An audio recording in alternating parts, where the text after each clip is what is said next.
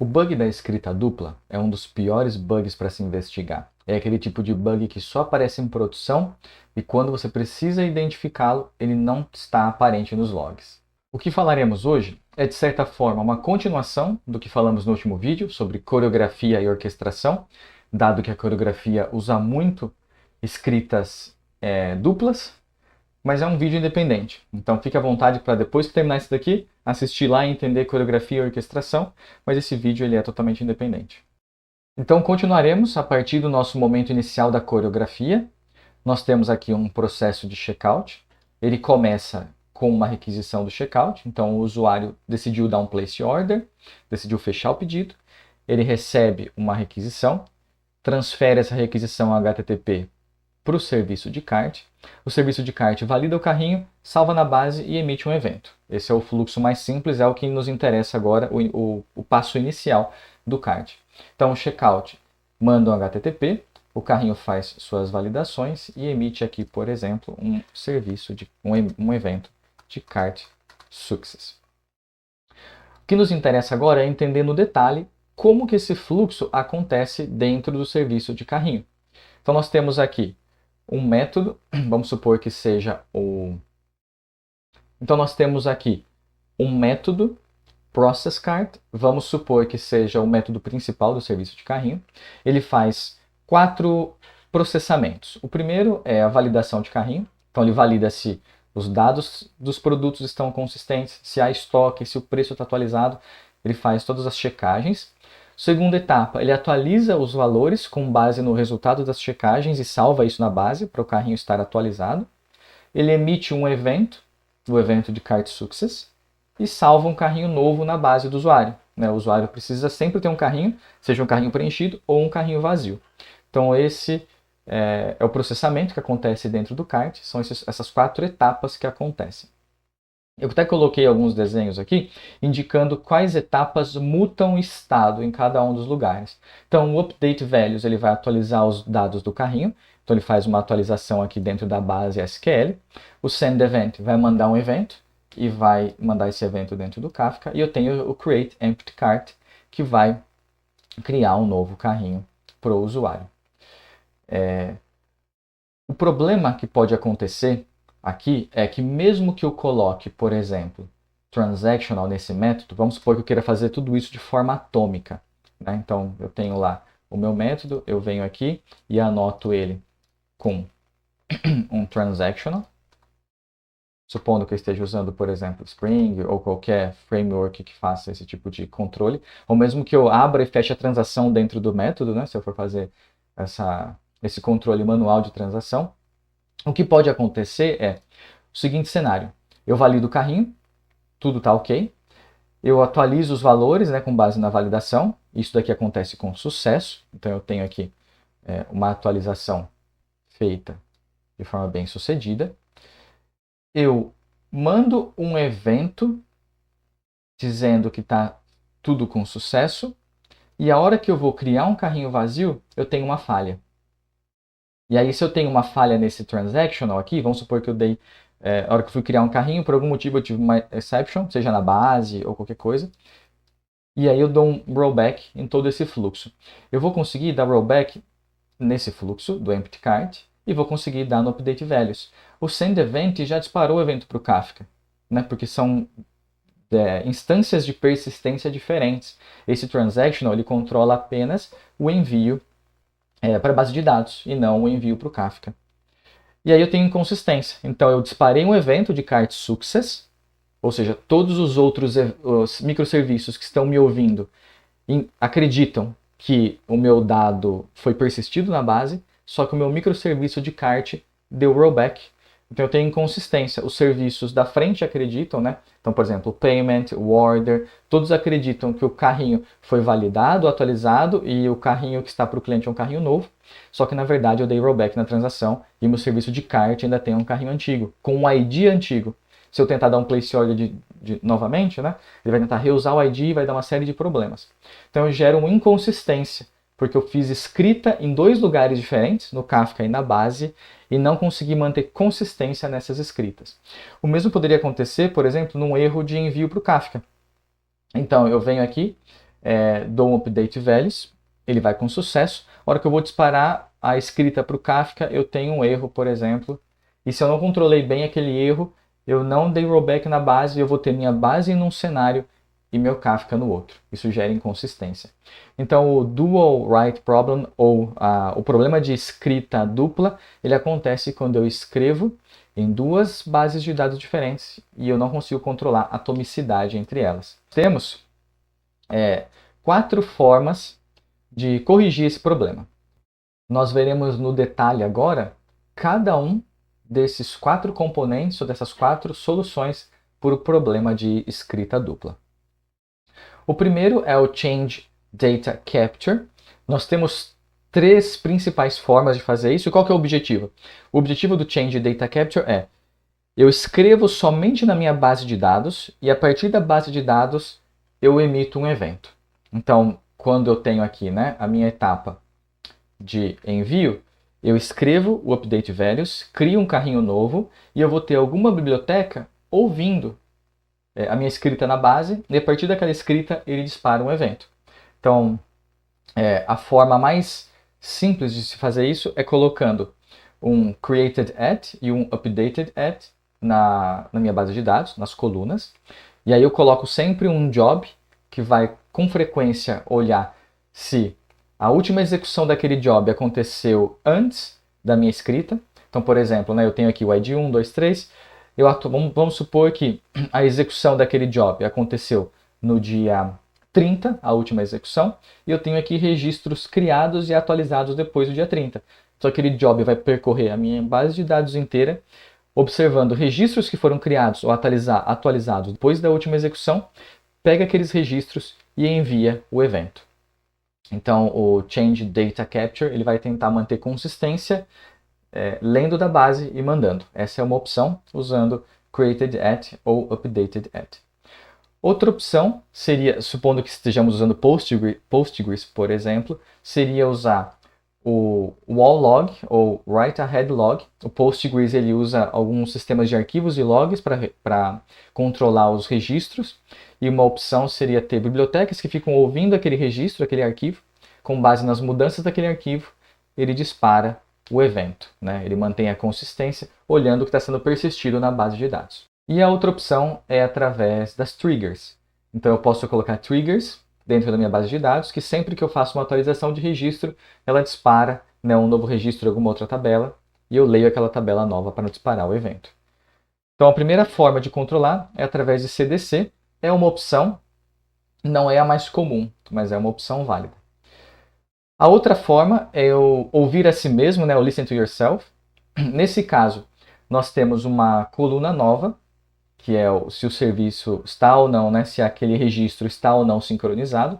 Então o que acontece é, o cart ele vai fazer tudo aquilo que está escrito lá, ele vai salvar na base e disparar um evento, só que além de disparar o evento, ele vai também ouvir o evento naquele tópico, ele vai ouvir o próprio evento.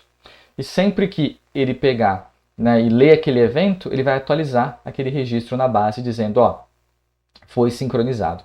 Então, um exemplo, né? Vamos supor que nós salvamos aqui o carrinho de ID 1 na base com o valor ABC, ele disparou o evento ABC, então eu venho aqui, ó, ABC, disparou o evento, esse evento veio, ele vai ser enviado para pelo menos dois serviços, né? Então tem o serviço, por exemplo, de payment que está ouvindo aquele evento, então o payment vai lá, vê aquele evento, processa o que tem que processar, e o carrinho também fica ouvindo aquele evento, ele vai ouvir o mesmo tópico. Então aqui é como se fosse um broadcast, né? O evento vai para o serviço que tem que ir e também volta para o carrinho. Ele está ouvindo a si mesmo. A hora que chega o ABC nele, ele fala, esse registro, além de ter sido salvo na minha base, ele também foi enviado com sucesso para o tópico. Ele vem aqui e salva como true aquele evento.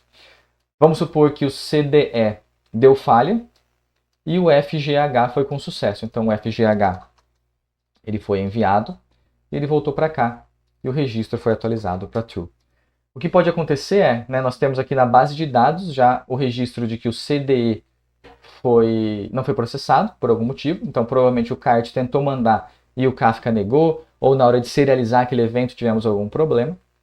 E aí nós podemos ter algum job que fica verificando a base de dados inteira e quando ele encontra alguma inconsistência, algum registro que está na base de dados, mas que não foi enviado para o tópico, ele recupera, ele repara aquele evento. Ele pega e tenta reenviar. E aí ele pode tentar reenviar. Se tem falha, ele manda para uma DLQ, ou mesmo registra, coloca logs. Então, o Listen to Yourself é outra opção de manter consistência quando você escreve na base e manda evento. A forma mais comum, na minha visão, é o Transactional Outbox.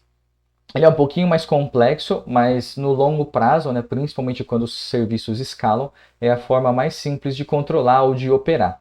Basicamente aqui, nós vamos controlar o envio para o Kafka através de transações na base de dados. Então nós vamos atualizar o registro original e o envio no Kafka na mesma transação da base. Então como que funciona o Transactional Outbox? Ele começa com a primeira etapa, eu tenho o próprio DTO, eu tenho a classe que eu quero enviar, no caso é a entidade que acabou de ser persistida na base. Eu preciso identificar qual é o tópico de destino daquela mensagem. Com base no tópico, eu vou serializar aquele evento, então já vou tentar serializar ele para o formato do Kafka, seja usando o Avro, seja usando qualquer outra biblioteca de serialização.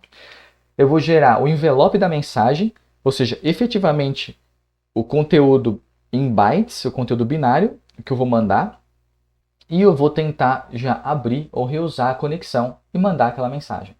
Então, todas essas etapas acontecem no fluxo de envio de uma mensagem, né? Desde o momento que eu tenho aqui o arquivo original, então pode ser, por exemplo, um arquivo Java, ou arquivo Go, ou qualquer que seja a linguagem. Eu identifico a configuração, com base na configuração eu serializo, gero o conteúdo binário e já abro a conexão para enviar. Até essa etapa aqui eu consigo fazer somente em memória. Então eu consigo fazer todas as etapas de montagem do payload, construção do arquivo binário, sem efetivamente enviar a mensagem. E todas essas etapas são normalmente as etapas mais comuns de nós termos erros no envio do Kafka, principalmente na serialização. A serialização é onde rotineiramente a gente costuma ter erros, seja porque a mensagem não está no esquema, seja porque o esquema está inválido, ou ele dá out of bounds, ou ele tenta serializar num formato diferente. Então, normalmente, a maior parte dos erros acontecem no momento da serialização. Se eu conseguir capturar essa serialização dentro da transação que eu salvo na base, eu já evito a maior parte dos problemas de inconsistência de duas escritas. Então, como que funciona o Transactional Outbox? Ele funciona através da criação de uma tabela auxiliar. Então, nós criamos uma tabela Outbox Table, por exemplo, em que eu vou ter o ID do meu registro. Então, esse ID é o mesmo ID do registro original que eu tenho, né? O registro do carrinho, por exemplo. Eu tenho o conteúdo binário, o conteúdo resultado da mensagem do envelope. Eu tenho o tópico de destino e eu tenho aqui um campo se ele foi ou não enviado. E como é que eu garanto que eu estou fazendo essa serialização de forma atômica? Eu vou iniciar o meu processo de persistência do registro original juntamente com a persistência da minha mensagem já serializada, a mensagem que eu vou enviar para o meu tópico. Então, eu começo uma transação, né? Atualizo o carrinho, então, por exemplo, eu vou pegar o carrinho original, vou colocar o status dele para closed, no ID igual a 1, vou inserir no Transactional Outbox, por exemplo, ou no meu Outbox Table, né? Estou chamando ela de Transactional Outbox, o conteúdo que eu vou mandar para o Kafka e vou commitar. Nessa etapa de inserção aqui, eu já fiz todo o processo de serialização. Então, qualquer erro que eu possa ter, né, principalmente o erro de serialização, ele já foi capturado dentro daquela transação. Então, se eu tiver um erro na hora de serializar, eu já vou dar rollback da transação inteira. Eu não vou ficar com a minha base de dados atualizada enquanto o evento do Kafka de forma inconsistente. O único erro que eu posso ter, né, no Transactional Outbox, ele normalmente é o erro de conexão, que é um erro muito menos comum de acontecer. Né? Vamos dizer que, por exemplo, 98% dos erros acontecem nessa etapa aqui de serialização e geração de envelope, e 2% na conexão. E é exatamente por isso que a gente tem esse isSent, que é para controlar, né, se a mensagem que foi serializada foi enviada, e se porventura ela não tiver sido enviada, eu posso ter um job que tenta reenviar aquela mensagem. Mas o grande trunfo, né, do Transactional Outbox é que eu faço tudo dentro da mesma transação. E aí, se eu tenho algum erro, eu dou rollback nele inteiro. E por fim, a última forma é usando o Event Sourcing. O Event Sourcing ele é um pouco diferente, porque em vez de eu tentar controlar consistência entre duas bases diferentes, né, entre a base SQL e o Kafka, eu simplesmente descarto a base SQL e passo a usar os meus eventos como fonte da verdade. O meu SQL passa a ser apenas um reading réplica, né, uma réplica de leitura do que eu estou enviando para o meu Kafka. Eu não vou entrar no detalhe de Event Sourcing, porque ele é muito mais complexo, mas é importante saber que Event Sourcing é uma alternativa a resolver o problema de duas escritas. É que normalmente quem tem problema de duas escritas já desenhou a arquitetura sem pensar em Event Sourcing. E não faz sentido mudar para Event Sourcing só para resolver esse problema. O Event Sourcing ele resolve, mas normalmente eu vou para Event Sourcing não para resolver o problema de escrita dupla, mas sim porque eu quero ter Kafka como fonte da verdade e assim por diante. Então, fazendo uma recapitulação. Quando eu tenho uma escrita dupla, né, eu salvo na minha base de dados e eu envio um evento para o Kafka com o conteúdo daquele armazenamento, eu posso ter o problema da escrita dupla, que é eu gero inconsistência em uma das duas bases de dados, em função do erro que aconteceu na outra. Então, se eu disparei o evento para o Kafka, mas tive um rollback na minha base SQL, eu vou ter inconsistência. Se eu conseguir persistir na minha base SQL, mas na hora que eu fui mandar para o Kafka eu tive um problema de serialização, eu vou ter uma inconsistência, né? Uma das duas bases vai estar à frente da outra. Para resolver isso, nós temos 4 principais opções, usando colunas, né, de Change Data Capture, em que eu vou colocar jobs para verificar aquelas colunas e com base na data de atualização eu envio o evento. É uma das opções mais simples, mas não é a mais eficaz, porque ela depende muito de jobs, né? O tempo de consistência eventual é muito grande. Uma outra opção é assumir que esse erro vai existir e ficar ouvindo o próprio tópico, se identificar a inconsistência, tenta reparar. A outra opção é a mais complexa, mas normalmente é a que gera mais consistência, que é o Transactional Outbox. O Transactional Outbox ele considera que o envio para o Kafka passa a ser, ou grande parte dele, né, passa a ser parte da transação SQL. Então eu tenho uma segunda tabela em que eu persisto o payload do meu evento já serializado e eu vou sempre tentando mandar a partir dessa tabela. Então eu pego aquele conteúdo, salvo nessa tabela e aí eu tenho um job que fica verificando essa tabela, né? Pode até ser uma trigger. E por fim eu tenho Event Sourcing que resolve outros problemas, mas por tabela já resolve também o problema da escrita dupla. Espero que tenha ficado um pouco mais claro o problema e as soluções. Se ficou alguma dúvida, não ficou muito claro ou quer que detalhe alguma forma, deixa nos comentários que eu tento explorar um pouco mais. Né? Eu tentei focar dando um overview das 4 opções, mas se precisarmos de exemplos mais específicos, fique à vontade, mande nos comentários que eu dou uma olhada e a gente prepara um conteúdo específico para uma das formas. Então é isso, abraço!